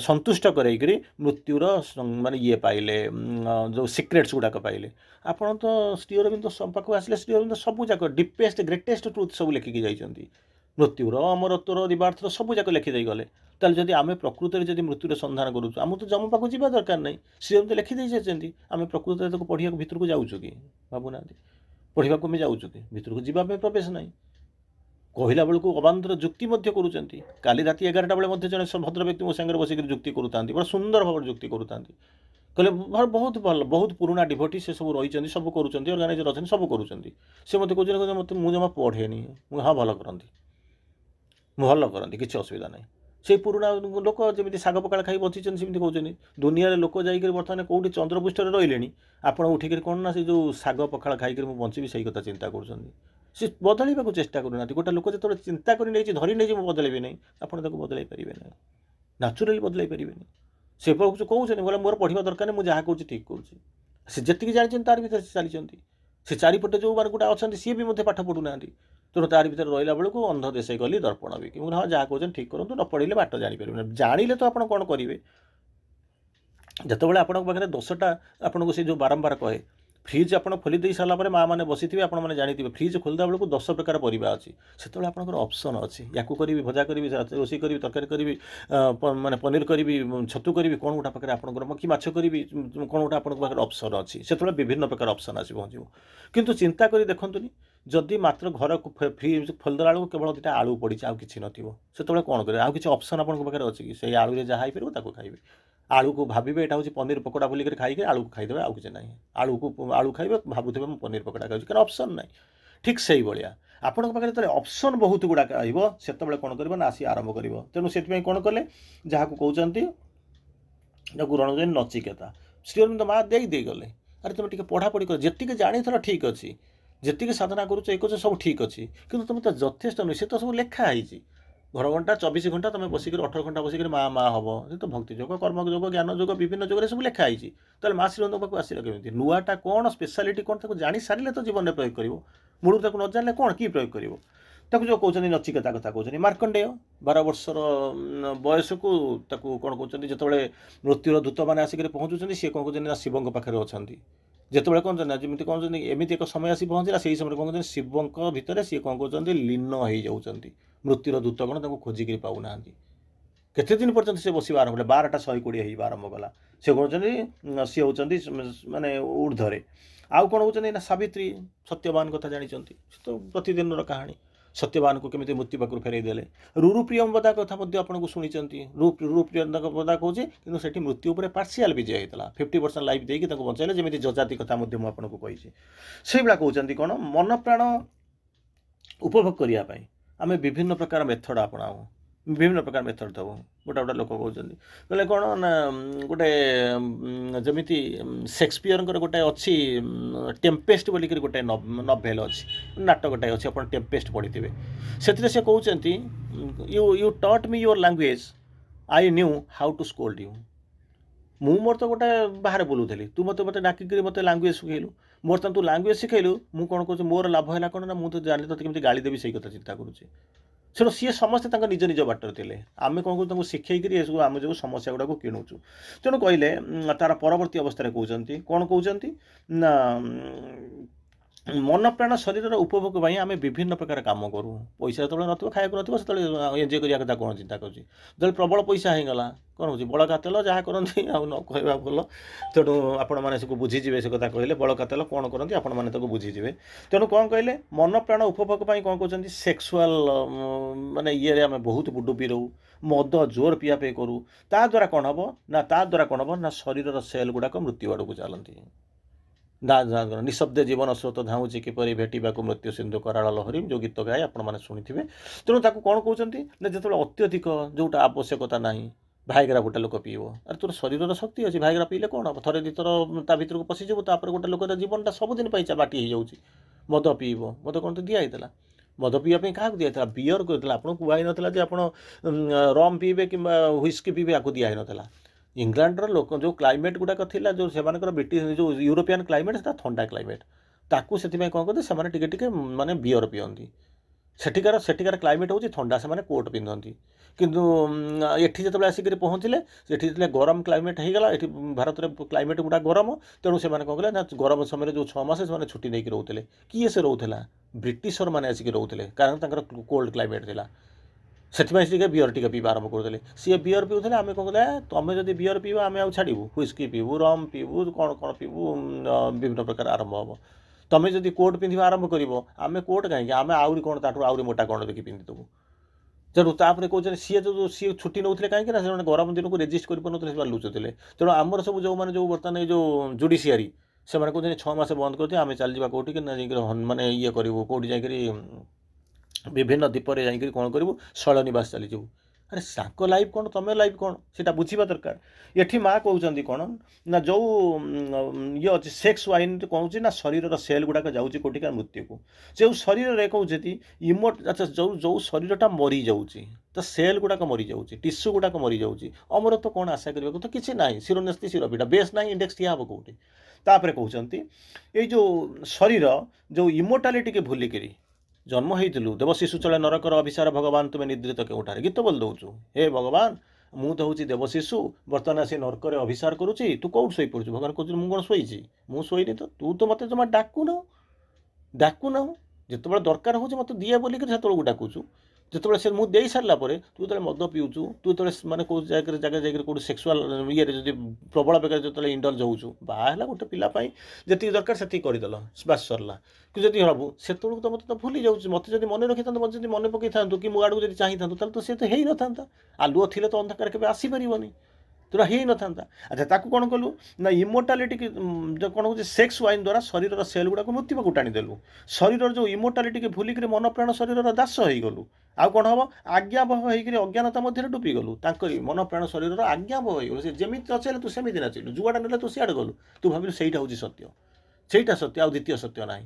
ଯେମିତି ଆପଣଙ୍କୁ ବାରମ୍ବାର ଯେଉଁ କହେ, ସାଧୁ ଯାଉଛି ମାନେ ମଲା ପରେ ନର୍କକୁ ଯାଉଛି, ମଦ୍ୟପ ବେଶ୍ୟାସକ୍ତ ଲୋକଟା ଯାଉଛି କେଉଁଠିକି ନା ସ୍ୱର୍ଗକୁ ଯାଉଛି। ଇଏ କମ୍ପ୍ଲେନ୍ କରୁଛି ଯାଇକି, ସିଏ ତ ତାର କିଛି ନଥିଲା, ତାର ତ ଜୀବନ ସାରା ତ ଖରାପ, ସିଏ ତାର ପଳେଇଗଲା। କିନ୍ତୁ ଯିଏ ତଳକୁ ଗଲା, ସାଧୁଟା ହେଇକି ଯେତେବେଳେ ନର୍କକୁ ଯାଉଛି, ଯମଲାଇକୁ ଯାଉଛି, ସେତେବେଳେ ଯାଇକି ସେ କମ୍ପ୍ଲେନ୍ କଲା ଯମରାଜକୁ, କହିଲା କାହିଁକି ଏମିତି ହେଲା? କହିଲା କ'ଣ ତୁ ଜାଣିପାରୁନୁ କାହିଁକି ହେଲା? ନା କାହିଁକି କ'ଣ ଅସୁବିଧା ଅଛି? ଆରେ ସେଟା ତ ଖରାପ, ତାର ତ ତାର ଆଇଡ଼ିଓଲୋଜିକାଲି ସେ ତାର ଦେଖିଲେ ତାର ହେଉଛି ଖରାପ। ସେ ଥରେ ଯାଇଥିଲା କ'ଣ ନା, ସେ ଦେଖୁଛି ମୋର ଯାଉଛି ମଦ ପିଉଛି, ମାନେ ବେଶ୍ୟାଳୟକୁ ଯାଉଛି, ସବୁ କରୁଛି, ଏସବୁ ଖରାପ। କିନ୍ତୁ ତୁ କ'ଣ କରୁଥିଲୁ? ତୁ ଭଗବାନ ଭଗବାନ ଭଗବାନ ହେଉଥିଲୁ, ଫଳ ଖାଉଥିଲୁ, ସବୁ ଯାକ କରୁଥିଲୁ। କିନ୍ତୁ ସିଏ ଲୋକଟା ଯେତେବେଳେ ତୁ ଆଶ୍ରମ ଦେଇକରି ଯାଉଥିଲା, ମଦ ବୋତଲକୁ ମାନେ କ'ଣ କାଖରେ ଯାଉଥିଲା, ତୁ ଆଶ୍ରମକୁ ଠିଆ ହେଇକି ଉପରକୁ ଠିଆ ହେଇ ଭଗବାନଙ୍କୁ ପ୍ରଣାମ କରେ, ଭଗବାନ ଇଏ କି ଜନ୍ମରେ ମୋତେ ଦେଲୁ? ଏଇଠି ଦେଖିରେ ଗୋଟେ ଲୋକ ଦେବତା, ସାଧୁ ମହାତ୍ମା, ଭଗବାନଙ୍କର ଅବତାର ସିଏ। ଆଉ ମୁଁ ଯାଉଛି, ସିଏ ଦେଖିନି କେମିତି ଭଗବାନଙ୍କୁ ଡାକୁଛନ୍ତି। ତୁ ମୋତେ ନେଇକି ଯାଉଛୁ ଗୋଟେ ବେଶ୍ୟାର ଅଙ୍ଗନ୍ୟ, ବେଶ୍ୟାର ବାହୁ ରୂପରେ ମୋତେ ନେଇକି ଛାଡ଼ିବା ପାଇଁ ମଦ ପିଇକିରି। ଯଦି ମୋର ଆର ଜନ୍ମ ଥାଏ, ତାହେଲେ ମୋତେ ଆଉ ଏ ଜିନିଷ ଦେବ ନା। କେଉଁ ପୂର୍ବ ଜନ୍ମର ପାପ ପାଇଁ ମୋତେ ଆଜି ଭୋଗିବାକୁ ପଡ଼ୁଛି। ଏ ଜନ୍ମରେ ଆଉ ମୁଁ ଯାହା କେମିତି ଆଉ ସେ ଭୁଲ ତ କରିଚାଲିଛି, ଆର ଜନ୍ମରେ ସେ ଭୁଲର ପୁନରାବୃତ୍ତି ହେବ ନା। ଆଉ ମଦ୍ୟପ କରିବୁ ନା କି ବେଶ୍ୟାସକ୍ତ କରିବୁନି। ମୋତେ ତୋର ଭକ୍ତ କରିକି ଡାକିବୁ, ଏଇଭଳିଆ ସାଧୁ ଭଳିଆ ଗୋଟେ ସାଧୁ ଜୀବନ ଦେବୁ। ସରିଗଲା। ତୁ ଏଠି ବସିକରି କ'ଣ ଭାବୁଥିଲୁ ନା, ଅନେଇକି ରହିଥିଲୁ ସେ କେତେବେଳେ ମଦ ଧରିକରି ବେଶ୍ୟାଳୟକୁ ଯାଉଛି। ସେତେବେଳେ ବସିକରି ଭାବୁଥିଲୁ ଇଏ ଜୀବନରୁ କ'ଣ ମିଳୁଛି ମୋତେ? କି ଆନନ୍ଦରେ ଦେଖିଲେ ସେ ଥିବ, ବେଶ୍ୟାଳୟର ତାର ବାହୁବନ୍ଧନରେ ଥିବ, ମଦ ପିଉଥିବ, ଏନ୍ଜୟ କରୁଥିବ। ତେଣୁ ଇଏ ଯେଉଁ ସାଧୁ ଫାଧୁ ଜୀବନ, ଏଗୁଡ଼ା ବେକାର କଥା, ଏଠି କାହିଁକି ସମୟ ନଷ୍ଟ କରୁଛି? ତେଣୁ ଚିନ୍ତା କରନ୍ତୁ, ସିଏ ଚାହିଁଲା ମାନେ ଖରାପ ନର୍କରେ ପଡ଼ିକରି ଭାବୁଛି ମୁଁ କେମିତି ସ୍ୱର୍ଗକୁ ଯିବି। ତୁ ସ୍ୱର୍ଗରେ ଥାଇକରି କେମିତି ନର୍କକୁ ଡାଇଲୁ? ଆଉ ନର୍କରୁ ସ୍ୱର୍ଗକୁ ଯିବା ସିନା କଷ୍ଟ, କିନ୍ତୁ ସ୍ୱର୍ଗରୁ ତ ଉପରୁ ତଳକୁ ଖସି ପଡ଼ିବାଟା ବହୁତ ସହଜ। ତେଣୁ ତାହେଲେ ନାଚୁରାଲି ତୁ ପକେଇଲୁ। ଇଏ ଟ୍ରାଞ୍ଜାକ୍ସନରେ ମୋତେ କାହିଁକି ତୁ ଦୋଷ ଦେଉଛୁ? ଏ ଟ୍ରାଞ୍ଜାକ୍ସନରେ ମୋର ତ କିଛି ଭୂମିକା ହିଁ ନାହିଁ। ସେଇଥିପାଇଁ ତାକୁ କହିଲେ କ'ଣ ନା, ଏଇସବୁ ଜିନିଷ କରୁଛ, ଦାସ ହେଇଯାଉଛ, ଆଜ୍ଞାବହ ହେଇଯାଉଛ, ଅଜ୍ଞାନତା ଭିତରେ ଡୁବି ଯାଉଛି। ମନପ୍ରାଣ ଶରୀରକୁ କ'ଣ କହୁଛି ନା, ଆନନ୍ଦମୟ ଚେତନାରେ ରୂପାନ୍ତରିତ କରିପାରିଲେ ଶରୀରର ଟ୍ରାନ୍ସଫର୍ମେସନ୍ ହେବ। जदि यही सब जिन कहे ना रूपांतरित मन प्राण शरीर में भगवत प्राप्ति या बोली पढ़ती तो जीवन लक्ष्य बोली या कहती तो रूपांतरित मन प्राण शरीर में भगवत प्राप्ति हूँ जीवन लक्ष्य रूपांतरित हम कौन यही जो मन प्राण शरीर जार आज्ञा को आज्ञाबह होइचु जार दासत्व को स्वीकार करूँ जहाँ कौन को साटिस्फाई करने मद पीऊँ कौन सेक्स करूँ कौन कौन सब करूँ ताकू छाड़ी दिंतु से बाहरी आसवे बाहरी आसिक कौन करेंगे ना से जो आनंदमय चेतना रूपांतरित करेंगे से कहले ना मनटा रूपांतरित हम प्राणटा रूपांतरित हम शरीर रूपांतरित हम रूपांतरित मन प्राण शरीर में भगवत प्राप्ति करेंगे यही हूँ जीवन लक्ष्य तेणु यही जो मन प्राण शरीर बर्तमान कौन कहते ना आमको चलाऊँच आम तार दासत्व कृत दासत्व ग्रहण करूँ तेणु ताकू जदि रूपांतरित करदेव ताकू रूपांतर करके जो नुआ चेतन जो कौन आनंदमय चेतन रूपांतरित कर खाली जे गछटा पोती होकर कोईला होगला रूपांतर है किंतु आनंदमय जमी हीरा चेतना अच्छी ताको रखीदे जमी से चेतना तार बदल जाकर हीरा हो ठीक से भाई आम जो रूपांतरित होचु कौटी ना आनंदमय चेतना रूपांतरित है कौन हम ना शरीर रूपांतर हर आरंभ कर से पर्यंत रूपांतर करी चलो टी आरंभ करके छाड़देवा कौन ना संभाळवाटा प्रजापति होगला रूपांतरित होगला ठीक अच्छे से जो अखुच कौन कर ना अखंड ब्रह्मचर्य कर टाइम तो होगा गोटे लाइन कहीकि सारूँ शरीर जो कोषाणु आम भर जो सेल टिश्यू कोटी कोटी सेल टिश्यू अच्छी सी कौन कर ना आत्म कौन होती आत्मपुरुष आभारे आलोकित हेबे आम भर कोटी कोटी सेल अच्छे अंधारे अच्छे प्रथम आपको कही लाइट एनलाइटेंट कर बाट ना जो जाऊँ बाट या पड़ो शरीर जो अंधार हो आलोकित करा पड़ो कौन आलोकित कर कैंडल जालिक टर्च लाइट जालिक ना ताको बैटेरी चार्ज करी ना चैत्याग्नि के प्रज्वलित कले कौन हम ना भर संपूर्ण आलोकित हो रास्ता खोली देखा आरंभ कर तेणु ये जो जिन कहते कौन कहते शरीरस्थ कोषाणु आत्मपुरुष आभार आलोकित होकर निज मध्य कौन कर विराजित आत्मसत्ता को निजे कौन कर विकसित और प्रकाशित करते ऑटोमेटिकली सी जानी आटलिस्ट तो सेतक करने चेष्टा कर आम भर जो कोषाणु आत्मपुरुषर आभार आलोकित हेबे निज मध्य विराजित होता जो आमर जो सत्ता आम भर जो शरीर मध्य जो चैत्य सत्ता अच्छा विकसित करेंगे और प्रकाशित करेंगे से तो जिन कहले मानिफेस्ट द डिवाइन जदि नाचुराल प्रोसेस जीव तो केते जन्म लगे तार ठीक ना एक्सपीरियंस नौ प्रोग्रेस करते केते दिन देव ना तेणु आम सतर्क हो सजग होकर कौन करूँ ना सी जो केते वर्ष लगुच केते जुग लगुच सर्ट टाइम आणिक केमी मानिफेस्ट कराइबा आरंभ करेंगे कौटी ना शरीर रूपक मंदिर में भगवान जी आत्मा रूप आसीन होती डेभलप्ड कर आत्मा रूपक मंदिर में अभिषिक्त कराइबा दैट इज हूँ आपंकर हूँ कौन टू मानिफेस्ट द डिवाइन यही हूँ तार लक्ष्य आम कौन केमी कौन भाई जमी सरस्वती पूजा आसिक पहुँचो लोक मूर्ति को पूजा कर लगी गले तेणु तैयारी करदे आखि पाखि देखे रंग फंग थोदेवे यह हूँ मानिफेस्टेशन जब एमती बुझी अनेक जुग चली जाइए तार बुझे बुझार ना सी जहाँ कहले हेवन्स जज might have been earth if earth we are pure स्वर्गीय आनंद को आप खोजी खोजी चली सेटा मनीष पाई जाता कंडीशन थिला कौन if earth we are pure से प्यूरीटी ना से प्यूरीटी जदि था असुविधा कौन होता आपन को कह जाए rain water is the purest form of water जदि प्योरेस्ट फॉर्म ऑफ वाटर गोटे जिन थी सी हूँ कौन ना रेन वाटर सी तो ऊपर तलू आसूसी तले आसी पहुँचला बेलू कौन हो जहाँ पड़ू सी तो गोलिया तेणु जो तलटा जब ठीक था तार जब प्यूरीटा मेंटेन करता उपरू से आसिले तो आधार धरी नहीं आउ तो खोजिया को आसी न था heavens bliss would have been might have been earth if earth was earth we are pure से प्यूरीटा आने हूँ आमर कम से तो साधारण आम करूँ तो से जब प्यूरीटी होगला ये जो आप पीऊँच आकुआ पा पीऊँच reverse osmosis process reverse osmosis Aquaguard ये सब जो पानी पीऊँच फिल्टर जहाँ सब करूँ जदि प्यूरिफाइड जदि रही था यार आवश्यकता न था आवश्यकता न था समय आह्वान वार्ता को विराम दबा ये आहरी अनेक लंबा किंतु अंततः आज आम प्रयास करूँ आपको बुझापी तेणु समस्त को मु धन्यवाद दूसरी प्रणाम करुँची अवश्य आज जो अवस्था थी आलोचना आम करें माँ अशेष कृपा आमको सामर्थ्य देले अंततः को आलोचना किसी परिमाण आम कले से निश्चित भाव में माँ कृतज्ञता जना जो अवस्था थिला निश्चित भाव हवा कथा नुहे आरी भितर ऑफलाइन ऑनलाइन मिसी 4-5टा भी हो सारा दीर्घ यात्रा हाराहारी 250 किलोमीटर यात्रा होती माँ को कृतज्ञता दबा भाई को धन्यवाद तो निश्चित भाव दबा जहाँ हो से ग्रुप टी सुरेश भाई आउ भाई आमर 2 जन कर समस्त को धन्यवाद दबा आज आलोचना को ये रखा। वंदे मातरम।